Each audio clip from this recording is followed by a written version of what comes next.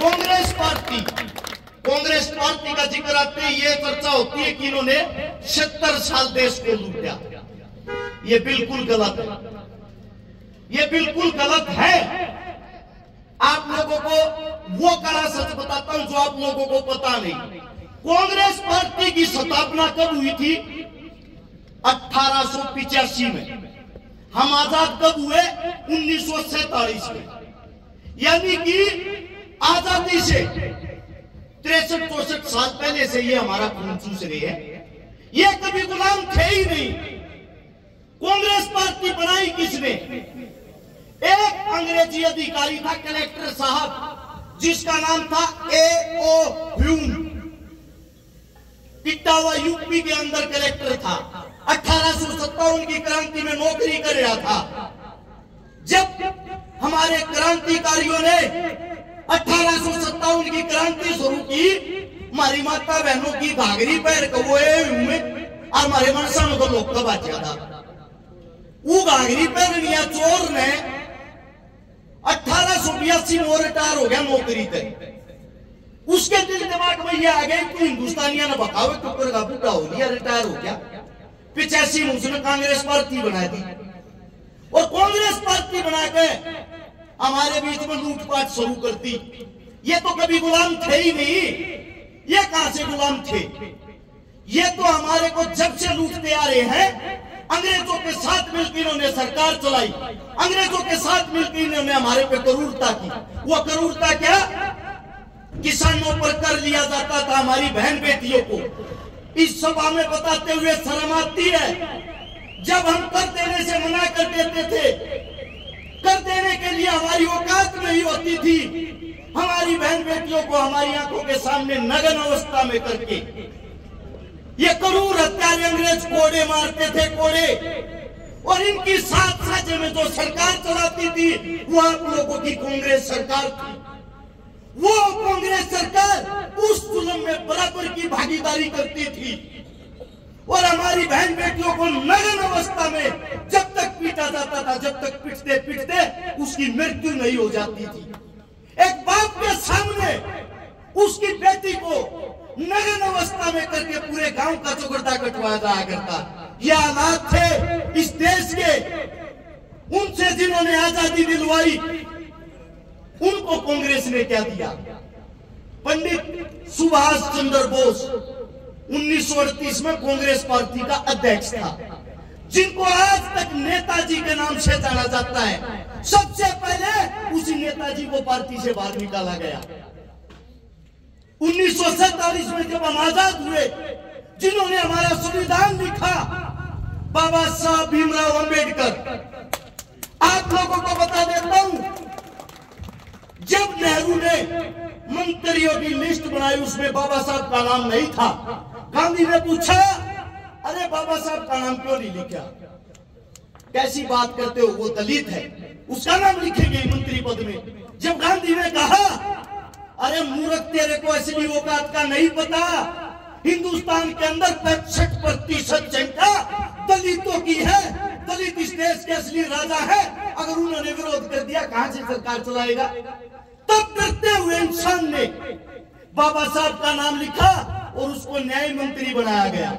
इन्होंने हर चीज के साथ समझौता किया, समझौते से सरकार चलाई।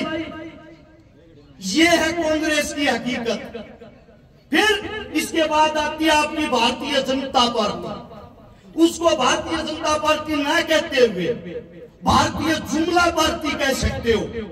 उन लोगों ने क्या किया? उन्होंने देखा कि आप लोग एक हिंदुत्व का नया मुद्दा पकड़ लो, भाई को भाई से लड़वा दो। जब 1857 की क्रांति में 93,500 हमारे देश के जो जवान क्रांतिकारी शहीद हुए, उनमें से 63,300 मुसलमान भाई थे। उस वक्त हमारे देश में हिंदू मुसलमान नहीं था। फिर ये आजादी के बाद हिंदू मुसलमान कहां से आ गया?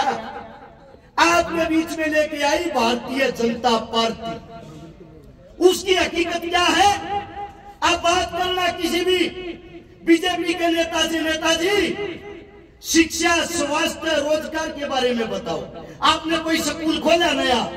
आपने कोई कॉलेज खोला? आपने कहीं कोई शिक्षा की बात करी, आपने किसी बच्चे को सरकारी नौकरी दी, तुरंत आपको बोलेंगे तो देशद्रोही, इसको भगाओ यहां से। उनका एक ही काम है, आप शिक्षा की बात करोगे वो आपका मुंह घुमा के ये कहेंगे ये देखो हिंदू तो खतरे में है, मुसलमान कभी आपको जान से ना मारते। अरे मुसलमान हमारे वो भाई हैं। इंडिया गेट के ऊपर जाकर जब आप शहीदों की लाइन देखोगे, अगर एक नाम हिंदू का मिलेगा तो दूसरा मुसलमान का मिलेगा। या आप लोगों को सिर्फ लड़वाने, भगाने, मरवाने के लिए आते हैं। सच बताना, आज तक क्या किसी नेता मंत्री के बच्चे ने आज तक कहीं भी बॉर्डर पर किसी आंदोलन में कोई कुर्बानी दी है? सिर्फ आप लोगों को क्यों लड़वाते? आप लोगों के बच्चे क्यों शहीद होते हैं? पुलवामा हमला हुआ, वो हमला नहीं, वो साजिश थी। जो वहां के उस टाइम के चीफ थे श्री सत्यपाल मलिक जी चीख चीख कर कह रहे हैं वो हमला नहीं, वो साजिश थी।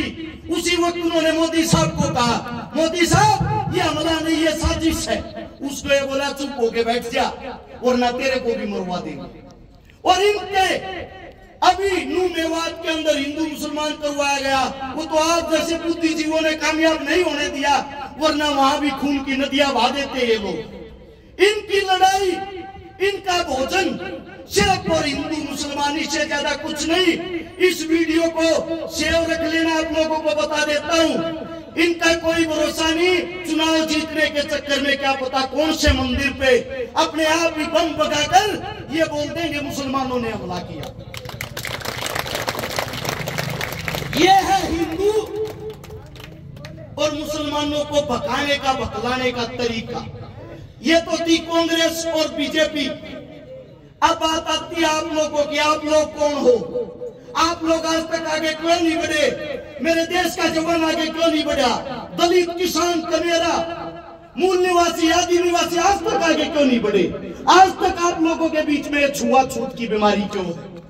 आज भी अखबार में खबर पढ़ते हैं कि दलित समाज के बेटे ने कुएं से पानी पिया तो उसकी की गला घोट कर हत्या।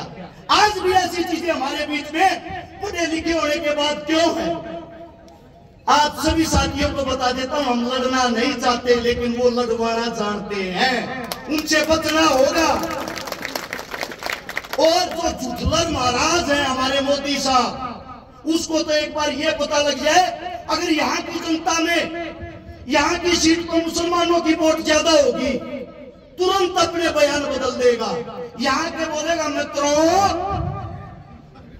मेरा झुंझुनू से पुराना नाता है, मेरे दादाजी 70 साल पहले पठान का बच्चा था। बाद में पता चलता है क्या बोला, सिर्फ और सिर्फ एक वोट बैंक के लिए। इसलिए आप सबसे कहता हूं कि बहकावे में ना आए। अब बात आती लड़ाकों की, योद्धा की। हनुमान जी बेनीवाल, चंद्रशेखर रावण, दोनों मेरे लिए मेरे बड़े भाई आदरणीय हैं। मैंने दोनों को हर वक्त लड़ते हुए देखा। दोनों भाई मेरे को अपना छोटा भाई मानते हैं। मैंने दोनों भाइयों से विनती करी कि आप एक हो जाओ, क्योंकि किसान का, जमींदार का, दलित का, कुचले हुए वर्ग का कोई नहीं है। दोनों ने झट से मेरी बात मानी और दोनों बोले ठीक है हम एक हैं। एक हो गए। एक होकर उन आदमियों ने उन लड़ाकों को ढूंढना शुरू किया जो उनकी लड़ाई को आगे बढ़ा सके। आपके बीच में वो चेहरा बैठा है मेरा पंकज भाई, एक ऐसा लड़ाका, एक ऐसा योद्धा। अगर इसकी हार होती है, मैं आप लोगों को यह बता देता हूं, इसकी सेहत पे कोई फर्क नहीं पड़ेगा। आप लोगों की सेहत पे फर्क पड़ेगा, क्योंकि अगले जीवन में, अगले 50 साल तक भी आपकी लड़ाई लड़ने वाला दोबारा से कोई हिम्मत नहीं करेगा। इस हिम्मत को मत टूटने देना। और मेरा भाई तो मना कर रहा था इस चीज को, लेकिन मैं एक बात बता देता हूं, चुनाव खाली वोट से नहीं जीता जाता। दूसरी ताकतें बहुत सारा काला माल दाबे बैठी है, वोट की गल नोट भी चाहिए गई छोरे। और वे जीत तुम दोगे क्योंकि बालक थारा है। और यो चुनाव यो नहीं लड़ रहा, यो चुनाव तुम लड़ रहे हो। समझने की एक ही बात है, जितने आप लोग बैठे हो यहाँ पे, सब अपने आप को पंकज समझो। और सिर्फ 20-20 मानस तुमने जोड़ने का काम करना है। और वे 20-20 मानस जोड़ के अपने भाई का सारा लड़ाई नजर धरती को हरानिया पाजामन्ना बता दियो। एक बात और बता देता हूं, कई साथिया कहियो एम और बैम है, आवेगी तो कांग्रेस है, आवेगी तो बीजेपी है। क्यों आओगी भाई, किस लिए आओगी? हम वोट ना देंगे कड़ियत आ जाएगी। बदलाव लेने वाले तुम हो तुम, और जब तक तुम बदलाव नहीं चाहोगे बदलाव नहीं आ सकता। इन बातों को ध्यान रखना। कांग्रेस ने फरांस तक के बुला के रहा है और बीजेपी ने के बुला के रहा है, और यो आदमी दिन रात धरती लड़ा रहा। अच्छा तुमने इस तक ताकत दे दी कि टीपा पाते के बीच में नहीं पाट देगा उन्हें। अपने मनसा ने मजबूत करो। यह लड़ाका की धरती है और लड़ाका ही आप लोगों के सामने खड़ा है। इसकी उम्मीदों पे पानी मत भरने देगा। आप सभी साथियों से इतनी विनती करता हूं, जितना हंगामा लाओगे थारे तो डबल हंगामा मैं लाऊंगा मेरे भाई। एक हो जाओ नेक हो जाओ, जब तक विजय होगी ना तो होगी नहीं। इस बात में आज समझ लेना या कल समझ लेना। जब तक समझोगे नहीं, जब तक एक नहीं होगे, आप लोग आगे नहीं बढ़ सकते। उनके बहकावे में मत आना। उनके पास खाली बातें हैं।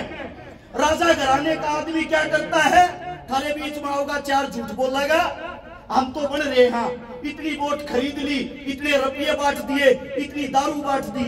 जो वोट खरीदेगा, जो दारू बांटेगा, वो तुम्हारा कैसे भला करेगा?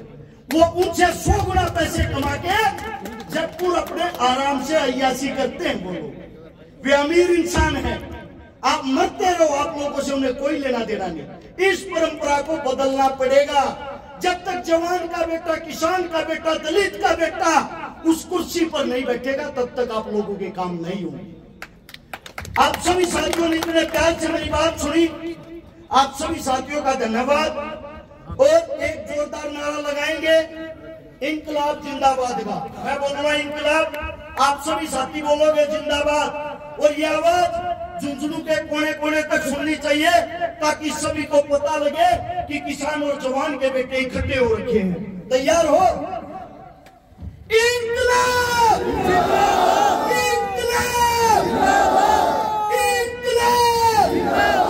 धन्यवाद आप सभी साथियों का।